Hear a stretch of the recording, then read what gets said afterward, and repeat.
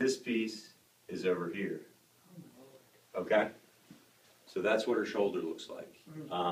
And the reason why things get, from a fall like this, they don't just break, they go in different directions, is because this is attached to the rotator cuff. And so it pulls it up and what we call displaces it, because it's no longer attached to where it's supposed to be. This one's attached to another piece of the rotator cuff, a big tendon here. These are all the tendons that give you this great range of motion in your shoulder, okay? And so, she, being her age, bone quality, and diabetic, what we do worry about is the blood supply to these bones, okay? What decides if these bones live or not is, one, us putting them back together, but also where they start out. Because if you have an accident and this is over here, which happens sometimes, it dislocates, it strips the blood supply.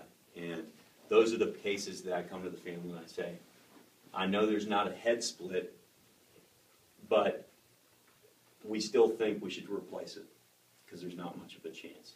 Where hers is right now, there's not a head split, and it still has probably a decent blood supply, okay?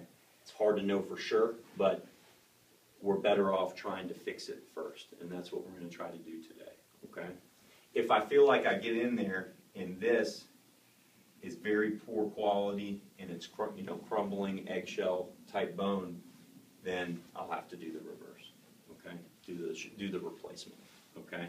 But I think we can do the repair. And if you do the replacement, you're going to do a reverse, correct? Most likely, yes. Yeah. Okay.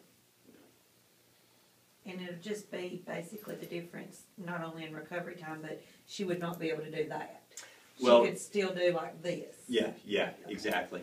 And you got to remember, this is a devastating injury. Regardless of what we do, you lose this. Okay? We're just trying to get her comfortable. Okay. To where she doesn't, she doesn't need this necessarily, but she needs this for daily activities, and that's what we're trying to restore here. Okay. Yeah.